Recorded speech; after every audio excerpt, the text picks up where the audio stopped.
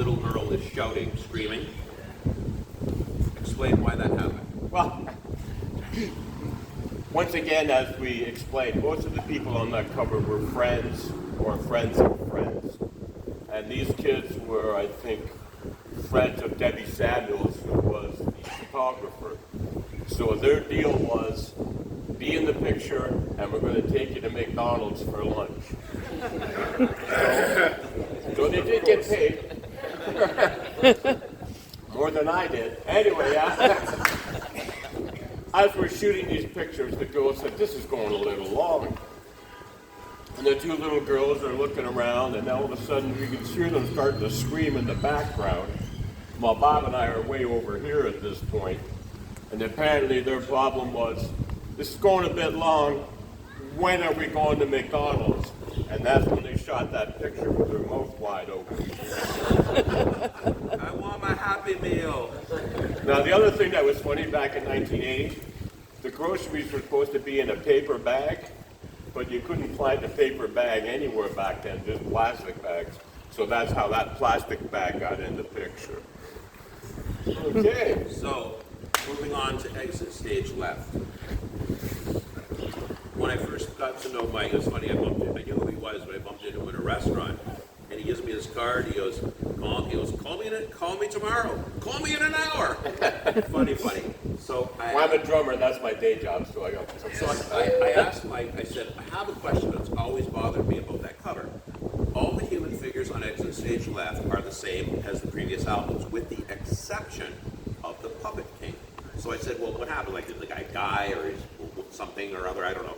But when he told me what happened, I was just like, really? It's like something out of a bad movie. So please, what happened to... Oh, the Puppet King, okay. So on Exit Stage Left, we shot that at the Winter Garden, which was upstairs in Toronto. And at that time, it hadn't been renovated, so it was just a dusty old place. Perfect for the backstage for the cover. And the other side of the cover we shot in Buffalo, and then Hugh stuck the two of them together. So anyways, as we were starting to shoot the pictures, everybody showed up representing some of the various albums all on the back. So I was there moving pictures. And then when it came down to the Puppet King, Josh Andersoni was the guitar player for the Ian Thomas band, of which Hugh Syme was the keyboard player.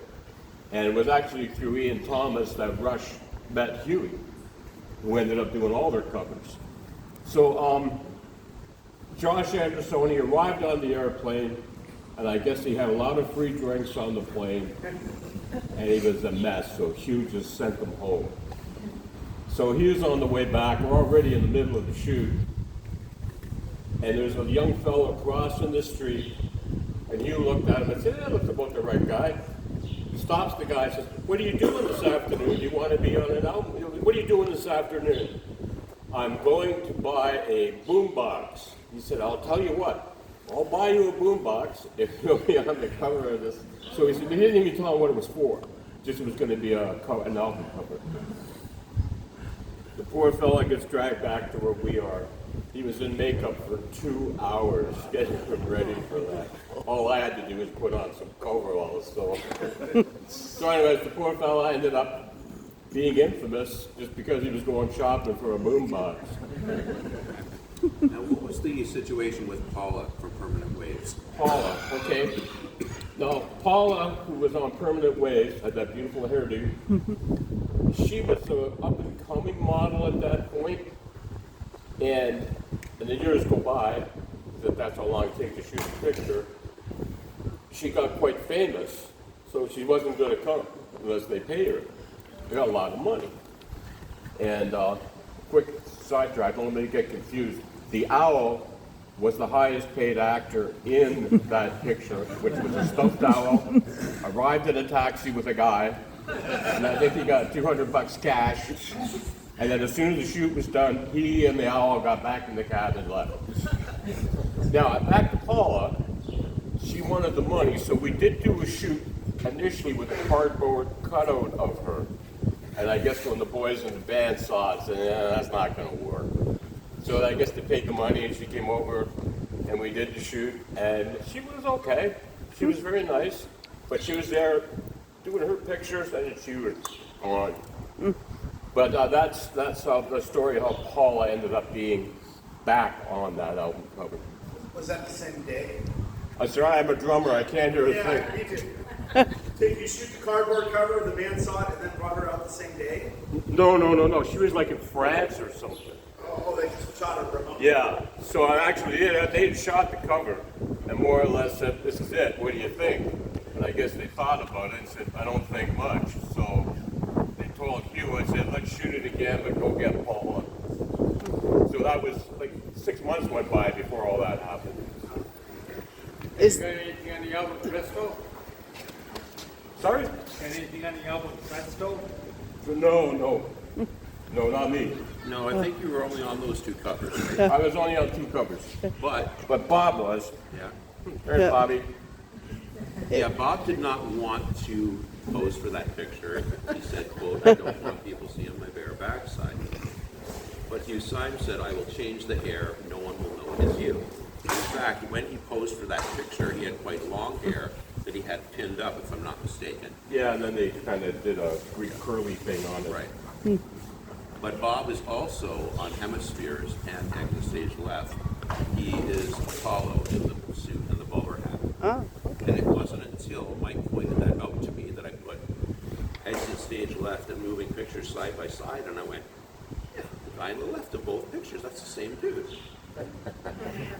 is it surreal for you to see yourself on there? And Extremely. And like I said, I play drums, so I'm playing all the time, so I don't really go to a lot of shows. So I did see Rush at Brock in 1976 with Max Webster when they opened. And I went to the show when they did Moving Pictures. I saw 20 minutes of it. Huey said, "Come on, we're going for dinner." So off we went. I never saw them again until Time Machine. Time Machine. Oh, We went wow. together. And so all of a sudden I saw this production, and then I saw this production. Like, oh my gosh. So a friend of mine, Mark McDonald, was the manager at Sam the Record Bands. And he had seen the show on the Tuesday. So he called me and said, "Mike, Mark McDonald, how are you?" I said, "Mark, I haven't talked to you in 18 years. "Oh yeah, I had a family, a job, blah, blah, blah." "What are you doing Friday? I got a ticket for you. We're going to go to the show." And he'd already seen it.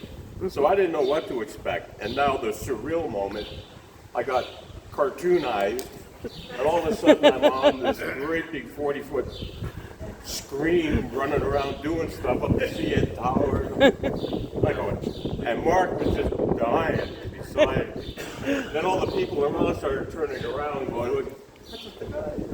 So that was my first moment. Yeah, I was with you on at the Hamilton show of Time Machine, and I remember Yeah. as you were riding the CN Tower like a bucking bronco, you Yes. turned to me and you said, "You have no idea how fucking weird this is for me." But Chris has always been there for me, so I'm not too worried. Yeah. Okay, what else we got going on here? Somebody keeps calling me. Wish I knew how to work this phone. Hey, when you mentioned that owl, Yes. we talking about on the second album, Fun Night, that solo album, or the one with the The one that was on the exit stage left. the Arnold. Yeah, and basically there was just a little string that was hanging from one of the rafters. The Arnold. Yeah. But he got me. But I also just heard you guys seen the show yet? Anybody? Last night. just on video. I didn't even know that this thing was Well, I guess some friends of mine said they did have a clip of the CN Tower, so I guess I'm in the show again. Yeah, you are. So more or less virtually, I've been on tour with Rush since about 1981. We never had anything else. I mean, the last one I saw was Pine Cheese. That was a good one. That was a good one. Do you get Yes. recognized very often? I'm sorry? How often do you get recognized? Oh, it goes in waves. But being from St. Catharines and playing in bands, people are kind of used to me and that kind of thing. But something will be on television and I'll be on it for a second, then people will call me and say, hey man, you're on TV again last night. I said, oh, wow. Did your current band play any Rush covers? Any of my bands? Yeah. The band I'm you're in in a now. deal with Neil Peart way back when. I was in a band called The Loud Shirts. We were sort of a local party band. And he was in a band called Rush. And I don't know what happened there, but he did well. And I made a deal. I said, Neil, don't you play any Loud Shirt material, and I won't play any Rush material. That's pretty much what happened. But Mike, you also got to see Neil in his early bands. Like I did. You were in September of 1970. Our local university, Rock University, held a one-day rock festival, and the headliner was the Guess Who, but Neil's early band, the J.R. Flood, whose manager is my backyard neighbor. Yeah, it's weird. Like I said, weirdness. That was when he did the drum solo for Soul Sacrifice, and you were there and you saw that. I did. And in the Niagara scene back then, when Neil was playing, we always want to make sure we made it there on time for him to do the Soul Sacrifice, because that's when he did his solo. And just thinking the years how his solo has evolved into that whole thing, it's like, wow. I'm glad I don't have that gig. That's a lot of drums. But actually, another interesting point, Larry Allen, who was his first drum roadie, was my first drum roadie. Of course, I was only playing bars in Port Colborne, so it was early. But Larry would show up, set up my drums. He was dressed better than anybody in the band. Meet some girl, and he'd be gone. I had to take my drums down myself every night. But Larry was a good guy. Great fun. How many drums, how many of the sets do you have? How many sets did he have? Yeah, I think it's gotta be like over 100. He had so many, he gave them back after the tour. Wow.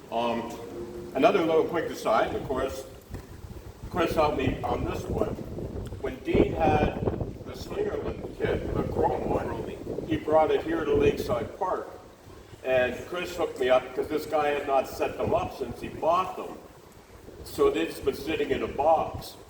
And so I came down and set them up, tuned them the best I could, and people came down to play them for a while. So my big thrill, I got to play Neil Slingerland's right after he did before they got out there. So that was Wow. fun. Yeah. And if I can do an amazing plug, October 3rd, Paul Dickinson's coming back to town, who was the guitar player in J.R. Flood. And if you read any of his books, Paul was the guy that sort of taught Neil how to keep steady meter. And the thing about Neil, is the best. When he learned how to do something, he would play it really well and play it faster. And he would play it faster. And he would play it, and then Paul would go to drag him back to keep it in steady tempo for the whole band. But Neil was amazing. So imagine me being a guy playing around here. There's a guy in another band, he's pretty good. And I go, no shit. You know anything about Neil's the kit that he used to audition the 18-inch Rogers double bass? Yeah, a kit? couple Rogers, 18-inch. Didn't that go to his brother before his brother passed away? It went to his best friend, Brad. Brad had it? Brad has I it. think Brad has it. Brad still has it? Yeah. I think so. I think it's a Rogers holiday kit. Yeah. But it used to be so funny to go see Neil. He's this tall, gangly guy with little 18-inch bass drums, and he kicked the crap out of them too because they cut right through. Right. So when he was playing with J.R. Flood and all those bands, he'd have both of his feet going motor while he's doing all the tom stuff. So it just sounded like a blur sometimes. Like, well, slow down so we can hear what you're doing. It's so good. So that kit's still accounted for. We know where that is. Yes, it is. Yeah. I think so. It's funny because I always thought there was another kid in that thing, but it turned out that by the time he got into J.R. Flood, he had the same Rogers with the gray ripple finish, but he took was it like silver wallpaper or something? He covered it up to make it more look like Keith Moon's kid. Yep. So then, And Keith Moon ruined my life as well. so I guess eventually he just had them refurbished and then very carefully had the silver wallpaper removed, and now. They look brand new. And my friend Jimmy Glover did that. Oh, really? Yep. And he got a broken Neil symbol as gratitude. Oh my, oh my. Well, it's interesting because you all know Neil has that weird neck piece that had all those dingle dangles on it. Part of that is one of Keith Moon's symbol. And I know that Neil's sisters are trying to recreate that and sell it as a replica piece. And he got that piece of symbol at the rock pile that he drove up to the show with Terry Walsh. Oh my, yeah, the old Masonic, is that the one that's the old Masonic Hall? I think so, yeah. Where did he get the piece of symbol? Yeah, just a piece of a broken symbol. How did he get it again? It was just laying on the floor after the show. After, The place was trashed. Yeah, he used to trash. Moon always trashed his kids, right? Yeah. That was So he just picked the piece up, I guess, took it with him. I mean, the whole stage apparently was just a disaster. Yeah. But yeah. But anyways, the joy for me is I get to play with Paul Dickinson on October 3rd. And Greg Uzanoff, one of the bass players, all the guys that he used to play with back then are all converging on this gig. And God bless Glenn Grotto and God bless Neil. They're not going to be on the gig, so I kind of feel like Annika. They hired me to play drums on the thing. So I'll see how well I do. It was going to be okay. He'll be fine. Oh yeah, I'll get lucky. Yeah, this fellow, Greg Uzanoff, it's funny, I actually knew him as a child because he was neighbors to my older cousin Jimmy Paterno. And by coincidence, in 1990, I believe it was, Greg's sister Robin was Miss Canada.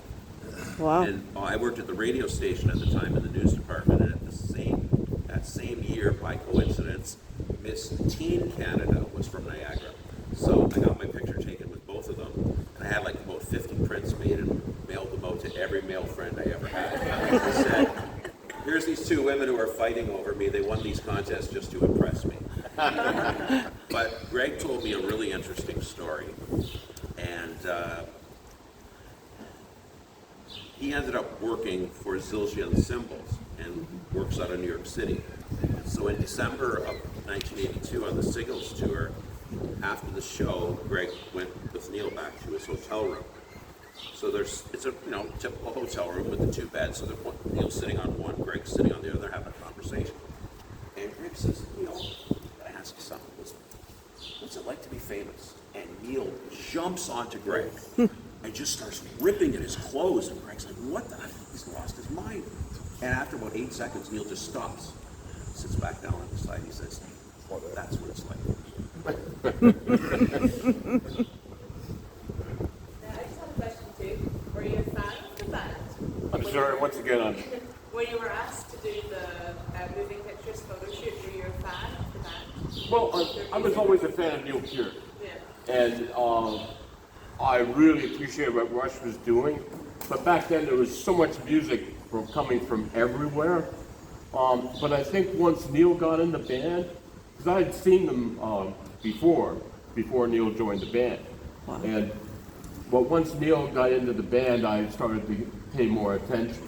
And then when Hugh started doing the covers, he used to send me the albums. So I'd hear, oh, here's the latest album. That's great. Especially when Bob was on some of them. So it was kind of pretty cool at that point. So I've sort of been a Rush follower all the way along.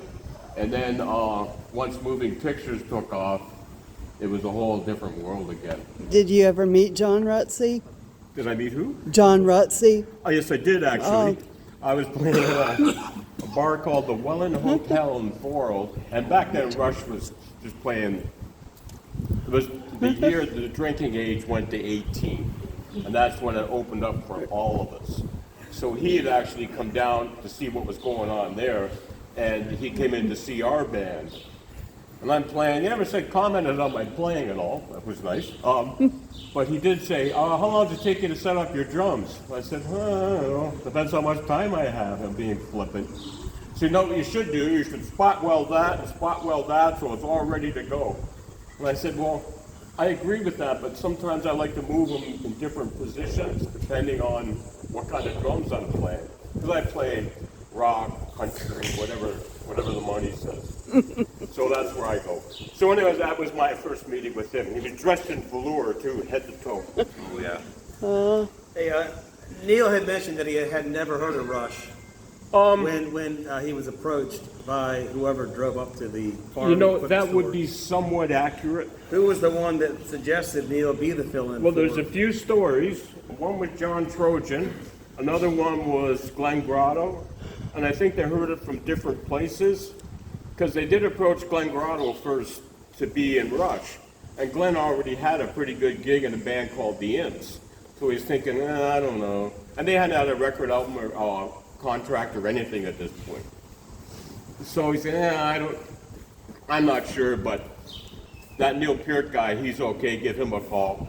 And then I think Chris heard from John Trojan, who also recommended it as well. Well, here's what happened when I was approached to do the research for Rush Beyond the Lighted Stage. I was rereading several of Neil's books just to see if I could pick up on anything. 'Cause you know, you've all read his book. It's packed with information. It's easy to miss something. So this is 2009, I believe it was, and I had read Traveling Music when it first came out 5 years earlier, and it mentions this person who put Neil and Rush together. But I totally missed, went right over my head. And it wasn't until 2009 as I was rereading the book.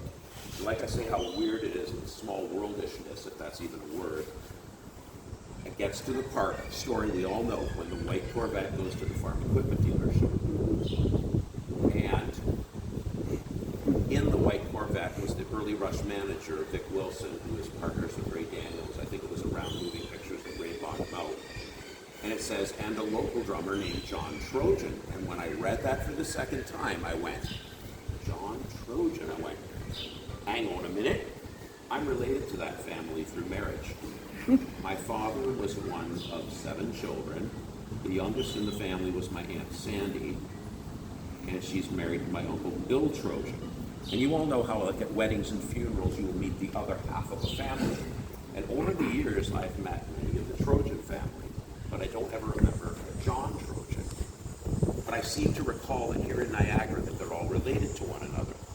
So I got on the phone and I rang up my uncle. I said, Uncle Bill, this might sound like an odd question, but do you happen to have a relative who's a drummer whose name is John Trojan? My uncle says, yes, that's my first cousin. He says, this is really bizarre that you are asking me about him. And I said, well, why is that? He said, well, because I had lost touch with him, and I hadn't seen him or heard from him. Had to have been at least 20 years, if not 25 years. And he said, just 3 weeks ago, I got an email from him and we reconnected. He's living in the United States. He's a real estate agent in Scottsdale, Arizona. Says he's a good guy, he's cool, I'll talk to you.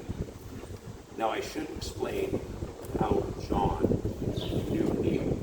John is from St. Catharines, but in '74 was living in Toronto playing in a band called Curtis, Lee, and Abraham, who were under the same management as Early Rush. Their band was breaking up at the same time that Rutsy was on the way out. Now, they initially approached John to join Rush. He said, well, you know what? I'm not really the drummer you're looking for. John's style of drumming was more funk, rhythm, and blues. He says, but I know a guy from back home that I think would be perfect. And I got him up, so I got him on the phone. And it's the first time I made contact with him, and I said, hello, I'm calling from St. Catharines, Ontario. I'm looking for John Trojan, who grew up here. He says, yeah, that's me. I said, John, my name's Chris Irwin, and I am the nephew of your cousin, Bill Trojan. The reason I'm calling you is I've been doing some historical research, and your name came up. I just had a question to ask you, and I hope I've not caught you at a bad time. He says, you know, I'm in the middle of showing a house right now. I could talk for a few minutes. And I'm sure he was curious what this random but legitimate phone call from back home was all about. And I said, well, here's the thing. I said, I'm a volunteer at the St. Catharines Museum, and I'm a local history writer and historian. I've been approached to do research on the upcoming documentary on Canada's most famous rock band, Rush. Are you the John Trojan who introduced Neil Peart to Rush? And no word of a lie, this guy starts howling with laughter. 3 full minutes. I timed it on the clock. 3 full minutes. This guy's howling. I mean, he must have been on the floor, and I could only imagine the people in Arizona that he was showing the house to, what they must have thought. So he finally regains his composure. He pulls himself together, and he said, You're the first person in 35 years to acknowledge that. So I always say that if it wasn't for my Uncle Bill's cousin John, Rush as we know it might never, very well never have been as it is. Wow. Or gotten as far as they did. So yeah, it's just, couldn't win a lottery to save my life, but the odds, what are the odds, you know? And I got to say one more thing too, talking about Greg Uzanoff. Greg's coming up to play this thing with Paul Dixon from New York. And he went to because he used to rep for DW and other drum companies as well, a lot of different companies. So we told him, hey, I got this guy up in Canada, he's real famous up there. I want to get one of these DW pedals. So it's the exact pedal that Neil has, a DW XL double kick. So he said, oh yeah, I get that for you. So he got it for me at cost. So I paid it, I think, 300 American rather than 1,500 Canadian. So I was happy about that. So it's nice to know people who are out down. Any other hard questions? Yeah, I'm not sure if it's common knowledge, but who were the other drummers auditioning for the job of the drum? They didn't really audition guys. They went and scoped out people. And they kind of said, okay, yeah. But then when they started to quote, finally audition, Alex and Getty said to each other, okay, no matter who it is, we're going to talk about it afterwards. That's what's going to happen. So I know that when they actually came to town, there was a band called The Majority that Gary Storm was playing drums in. When Gary left that band, Neil Peart replaced him. So they were going to see The Majority to see this guy named Gary Storm, and all of a sudden Neil Peart was playing drums. Says, hey, this guy's pretty okay. And then it went around again. Glenn Grotto, when all the three Bull Rush, that show happened, which was really ironic because there's Neil playing a J.R. Flood, not really being that much aware of Rush, only they were just a loud band. And so that was like Neil before Rush, and then they had Rush play with the original drummer, and they were all at the same show, and it's just so ironic that this is where it turned out, that Neil ends up joining Rush and where it went after that. I think the chemistry of when they all got together really catapulted the band. You see, Rutsy, he was a very heavy drinker, and he was into the drugs, and he was also diabetic. He was not taking care of himself. And he was not about to change as far as the party aspect, so he had to be replaced, and that was the thing. I heard this very funny story. When they were on that tour of the Mahogany Rush, and Bull Rush, called Canada's Heaviest Rock Show, summer of '74, they were playing in Cornwall, Ontario, which is the last town before the Quebec border. And I guess after the show, they went to a bar that they had played earlier in their career, even though this was very early in the career. And I guess they loved him there, so they were giving him all kinds of shots. So Rutsy's just pounding the back. And I guess while they were in this bar, they had a band playing with a very beautiful female singer.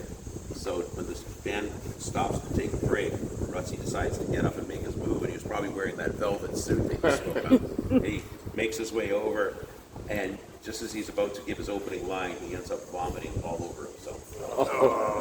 Yeah, so that's kind of what they were dealing with there. Yeah. Yep. We're a bit late to the party. I'll try again. We're a bit late turning up. Yeah. But it might have been asked already. Did you get to keep the red suit? Okay, here's the story. That's a good story. I'm not going to tell the truth, so don't tell anybody. You still got it, don't you? When we went to shoot the picture, we weren't even aware of what it was all about. And Bob and I were sitting in the back of a cube van, drinking Courvoisier, waiting. And then Huey shows up with these red overalls. They came right out of the box, right out of the bag. We looked real close, you could still see the seat. So there was 5 pairs of coveralls that went out. And at the end of the show, Bob and I were walking away, and all the other guys had turned them in to whoever the wardrobe person was. And then Bob and I had ours. Huey said, keep them. So I did. Bob has moved a lot of times, and his went away somewhere.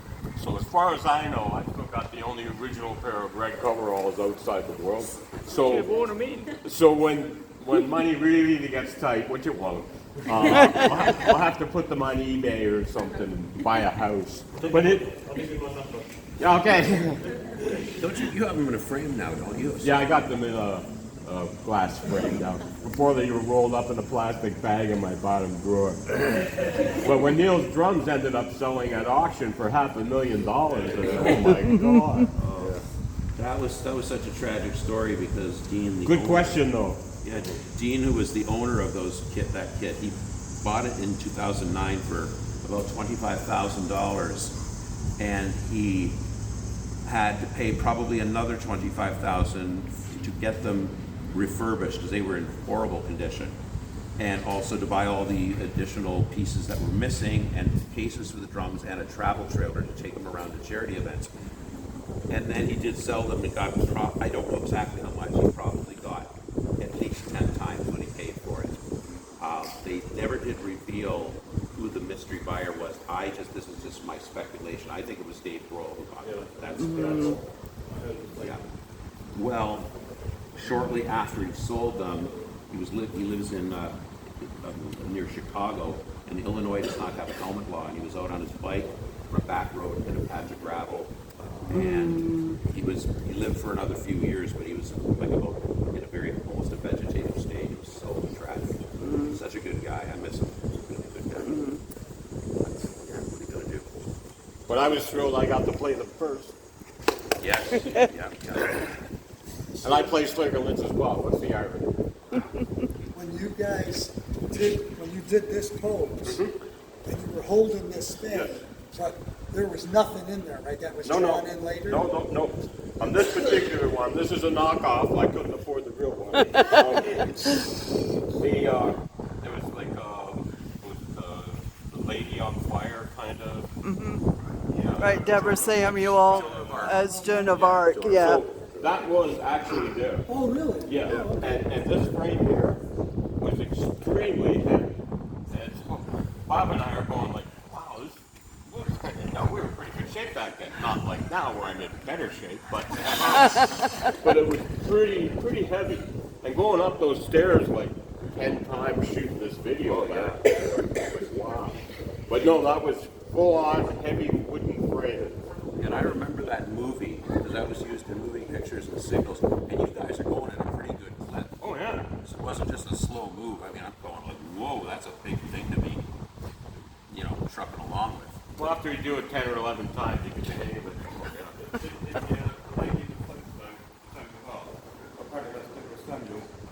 yeah, that is Deborah Samuels. Yeah. And she'd shot that way before all that happened, so it was already framed.